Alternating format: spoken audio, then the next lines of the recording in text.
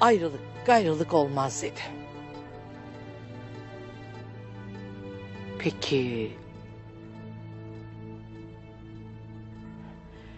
ya abin en sonunda hayır derse ne olacak Ertuğrul? O vakit biz gideriz ana.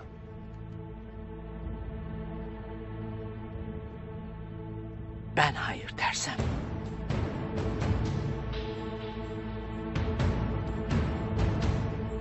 O vakit bana inananlarla birlikte ben giderim.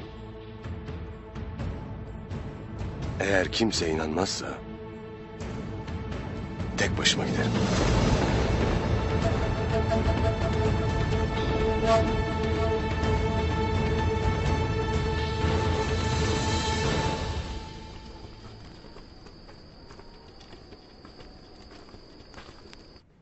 Bamsı bunun neyini anlamadın? Takip ediliriz derim sana. Doğan'ın Banu Çiçeği kaçırması için bizi takip eden Alpleri oyalamamız gerektir. Bu yüzden senle ben birbirimize gireceğiz. Alpler bizle oyalanırken Doğan da ortadan kaybolacak. Şimdi anladın mı? Ya anladım. Onu anladım kardeş de. Doğan kardeş Banu Çiçek bacımı kaçıracağı değil. Biz niye birbirimize gireriz onu anlamadım. Kardeş bu zamanda bize Alp lazımdır. Benim elim ağırdır. Seni niye feda ederiz?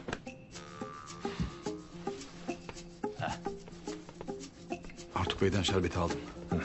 Hazır mısınız? Doğan kardeş bak. Banu Çiçek bacımı kurtarıcı değil. Turgut'u öldürmeyelim. Yazıktır. En kötü sakat kalır.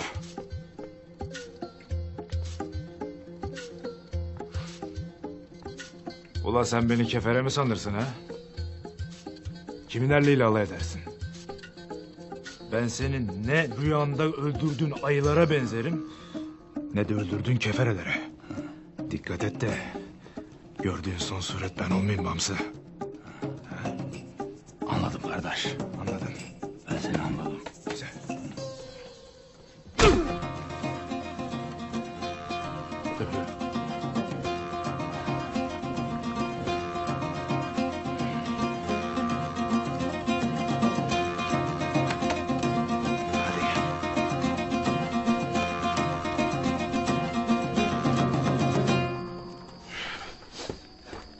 Bamsı sakın bir daha bana dokunma. Yoksa seni mahvederim. Turgut gel hele. Gel hele Turgut. Ya git başımdan yoksa fena olacak. Turgut gel buraya.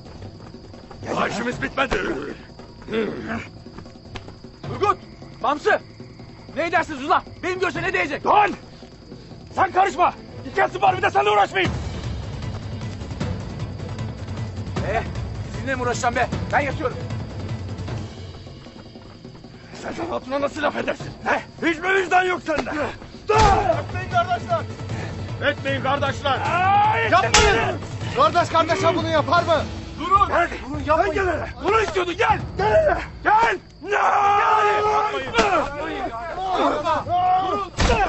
Yapmayın! Yapmayın kardeşler! Ayrılın! Bırakın kavgayı! Kardeş kardeşe bunu eder mi? Yeter ayrılın artık! Yeter! Tamam dur tamam. Yazıklar olsun sana! Sana yazıklar olsun! Tamam sakin ol! Bırak artık! Yeter! Yeter durun artık! Gel lan! Tamam tamam! Tamam! Tamam!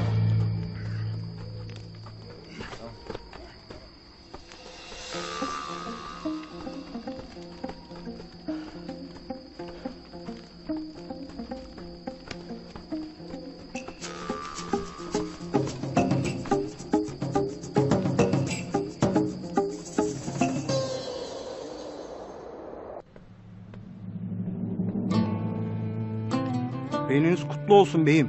Eyvallah.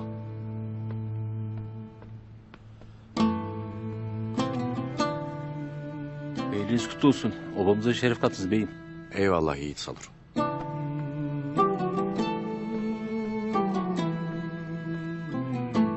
Beyliğiniz kutlu olsun beyim. Eyvallah Durgun.